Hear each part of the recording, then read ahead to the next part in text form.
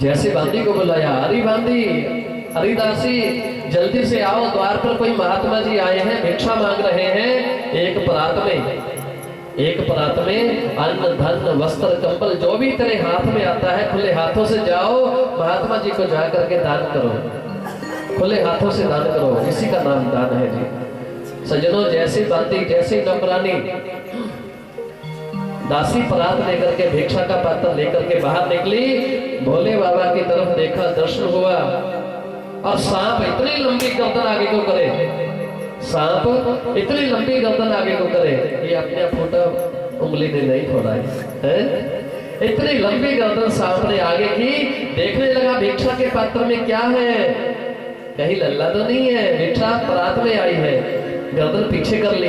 उस बांदी ने जैसे सांप गले में देखे, भिक्षा का पात्र नीचे गिर गया, दौड़ करके गई, कहने लगी मैया मैया मैया मैया, अरे क्या हो गया?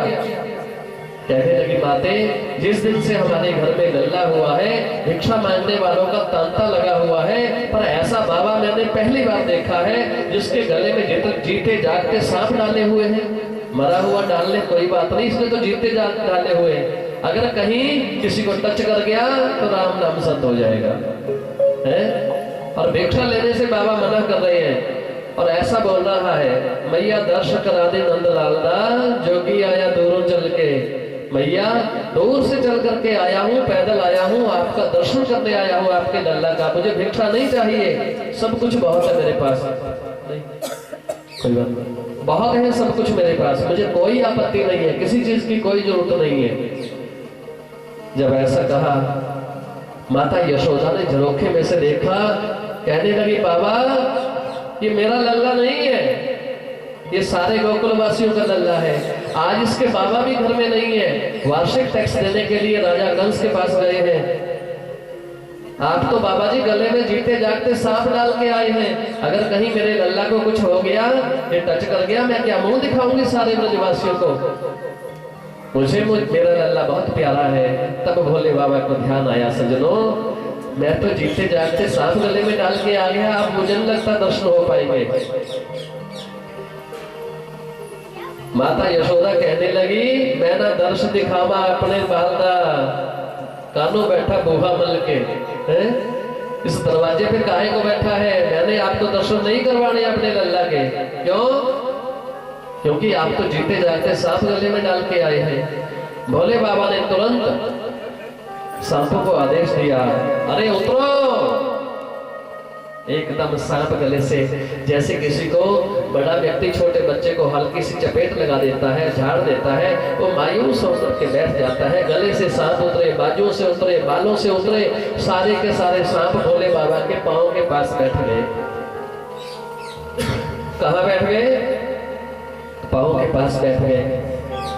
और ये श्रोताओं, सुखदेव भगवान कथा में वर्णन करते हैं, हे परीक्षित, हे राजन, सारे सांप भोले बाबा के पास बैठ करके प्रार्थना करने लगे। सज्जनों ध्यान से सुनना, सांप के कान नहीं होते, सांप के कान नहीं होते, पकड़ के मत देखना है, ये हाथ जोड़ के प्रार्थना है। कथा में छोटे बच्चे भी आते हैं, बड़े बुजुर्ग भी आते हैं, सब लोग आते हैं। कई बार इच्छा हो जाती है कि पंडित जी ने बताया था सांप के कान नहीं है, कहीं ऐसे पकड़ो और देखने लग जाओ, कहीं अपने वाले भी उड़ जाए, दिक्कत हो जाती है। इसलिए कोई भी काम एक्सपेरिमेंट करने का नहीं होता, सुनने का होता है। सांप के कान नहीं होते। और दूसरी बात, चूहा कभी सोता नहीं है, चूहा कभी सोता नहीं है। रात को 12 बजे देख लो तो भी दौड़ा हुआ है, तो भी दौड़ा हुआ है। प्रिय श्रोताओं, ऊंच संगत नेक फल है, ऊंच संगत नेक फल है, नीच संगत बदनाम। गाय का दूध पवित्र है और कुतिया का दूध किस काम है? ऊंच संगत नेक फल है, अच्छे का संग करोगे तो तर जाओगे, नीच संगत बदनाम, बुरे के पास बैठोगे आप भी बुरे बन जाओगे। आप लोग कथा में कोई किसी को मिले तो कहते हैं भैया मेरे को फलाना व्यक्ति कथा में मिला था, ये बहुत अच्छा है, भगवान की कथा सुनता है। जो भी भगवान की कथा सुनने आता है वो अच्छा ही है, इसमें कोई दो राय नहीं है। बहुत सुंदर है, वो बहुत अच्छा है, वो बहुत प्यारा है जो कथा सुनता है, क्योंकि उसकी धारणा तो कम से कम परमात्मा में लगी हुई है। गाय का दूध पवित्र है, गाय का दूध पवित्र है और कुतिया का दूध किस काम?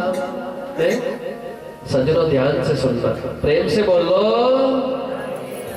आप भूल जाते हैं कितने अच्छे हैं आप, हैं कितने अच्छे हैं, बहुत जल्दी भूल जाते हैं। रोज बुलाते हैं आपसे, फिर भी सोचते हैं पंडित जी ने क्या बोल दिया।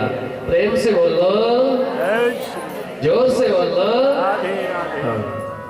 राधे राधे बोलने से ना एनर्जी मिलती है, जिह्वा पवित्र हो जाती है, पावन हो जाती है, पावन हो जाती है।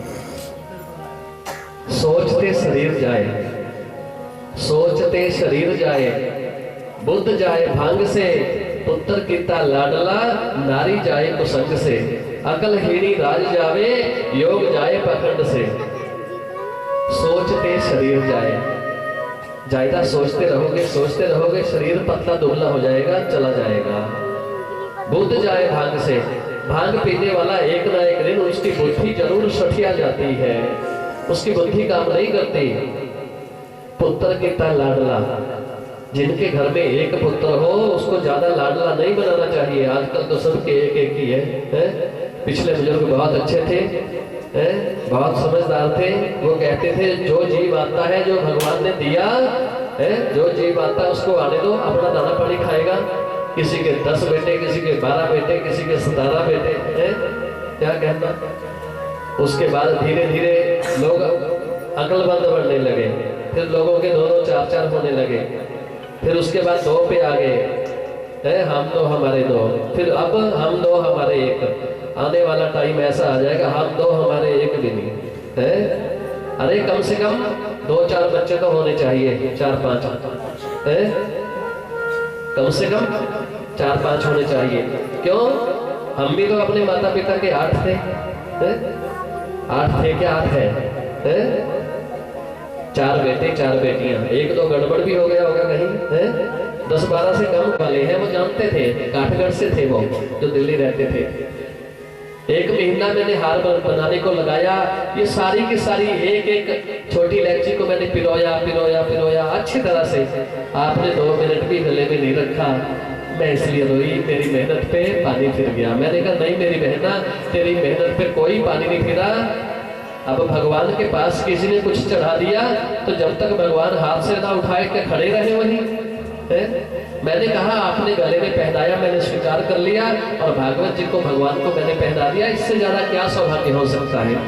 भागवत पे मैंने कहा वो 3 घंटे पड़ा रहा, तो उसको हल्की सी शांति हुई। उसके बाद उस बेचारी ने गुरु धारणा की, कहने लगी मैंने गुरु आपको ही बनाना है। मैंने हाथ जोड़े, मैंने कहा मेरे बस का काम नहीं है गुरु बनना। आजकल गुरु तो बड़े दूर की बात है, शिष्य ही सब गुरु मिलते हैं। मैंने मना किया। 1 दिन 2 दिन 3 दिन, चौथे दिन कहने लगी आपके द्वार से वापस नहीं जाऊंगी, नहीं तो मैंने गुरु धारणा करनी है। ये बात मैंने 1 साल पहले से सोच ली थी। मैं उस मंदिर में पहले वहां प्रतिष्ठा करवा के आया था, तब सोचा था कि मैंने इन्हीं को अपना गुरु बनाना है। फिर वो बेचारी मेरी शिष्य बन गई। अब तो कभी कभार बात हो जाती है, हम रोज का काम नहीं होता, क्योंकि हमें और भी अपना पूजा पाठ करना होता है। प्रिय श्रोताओं, सुखदेव भगवान कथा में वर्णन करते हैं, राजन तुरंत भगवती यशोदा ने अपने बालक को उठाया और भोले बाबा की गोद में रख दिया। सज्जनों क्या कहना, बांके बिहारी की बाल छटा को बर्दाश्त किया भोले बाबा ने। उनके चरण चिन्ह अपने मस्तक से लगाए, और मस्तक से लगाने के बाद दोनों एक दूसरे से कुछ बोल नहीं रहे हैं, एक दूसरे को आंख से निहार रहे हैं, एक दूसरे को आंख से निहार रहे हैं। जब आंख से आंख मिलती है फिर क्या होता है? क्या होता है बताओ भाई? जादू हो जाता है। क्या हो जाता है? जादू हो जाता है। जादू जानते हो? कई बार घर में कोई व्यक्ति बहुत दिनों बाद आता है, 1 साल बाद कोई घर में आया और आकर के सबसे ज्यादा खुशी बच्चों को होती है कि पापा जी आ गए, पापा जी आ गए। फिर वो बच्चों से पूछता है, कहना 10वीं तनु किन्ना सुंगड़ लग गया मेरा है। बच्चों से पूछता है ना, 10वीं है कालू कितना सुंगड़ तनु। फिर बच्चे क्या बताएं, कैसे बोलते हैं कितना सुंगड़ है? इन्ना लग गया पापा जी है, ऐसे करते हैं बाजू, पूरा जोर लगा देते हैं कि इन्ना लग गया। जब आंख से आंख मिलती है तो सारी की सारी शंकाओं का निराकरण होता चला जाता है। एक बार 25 वर्ष के गुरुजी आदि शंकराचार्य जी बट वृक्ष के नीचे बैठे हुए थे और उनके 4 शिष्य, किसी की उम्र 80 साल की, किसी की 85 की, किसी की 90 की, किसी की 70 की, उनके 4 शिष्य बैठे हुए थे। कौन बैठे हुए थे? 4 शिष्य बैठे हुए थे। मेरे भी शिष्य ज्यादातर बुजुर्ग हैं। बिलासपुर में चले जाओ 60 से ऊपर सब, अभी शिमला में जाओ 60 से ऊपर, रामपुर से आगे चले जाओ झाकड़ी में है, अभी भी सेब की पेटियां गाड़ियों में भेज रहे हैं लोग कि गुरु जी को खाने के लिए। भैया मैंने कहा मैं ज्यादा फल नहीं खाता। कहने लगे बच्चे तो खाते होंगे। अभी 2-4 दिन पहले भी एक हमारे शिष्य ने झाकड़ी से यहाँ से कोई गाड़ी गई होगी, उसमें सेब की पेटी रख दी, गुरु जी को दे देना। बताओ, शिष्य ऐसा होना चाहिए जो गुरु को सब कुछ दे, और गुरु ऐसा होना चाहिए जो शिष्य से जीवन में कभी कुछ ना ले। गुरु तो ऐसा चाहिए जो दुखे दुखाए ना, फल और पात को हाथ ना लाए, रहे बगीचे में। प्रिय श्रोताओं, जब आंख से आंख मिल गई, भोले बाबा ने सारी की सारी बातें करना शुरू कर दी। 4 शिष्य शंकराचार्य जी के 4 के 4 शिष्य बैठे हुए हैं बट वृक्ष के नीचे बैठे हुए हैं। गुरु जी कुछ बोल नहीं रहे हैं। गुरु तो मौनम व्याख्यानम, गुरु मौन बैठे हुए हैं। और शिष्या सचिंत संशया, और शिष्यों की शंका का निराकरण अपने आप होता जा रहा है, अपने आप होता जा रहा है। गुरु जी आंखें बंद करके मौन बैठे हुए हैं।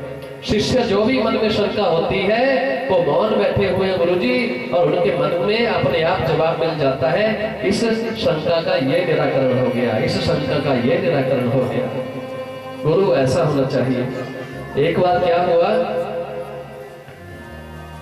एक दंपत्ति ने विचार किया। दंपत्ति जानते हो? दंपत्ति, पति पत्नी, पति पत्नी को दंपत्ति बोलते हैं कि दम, एक का दम दूसरे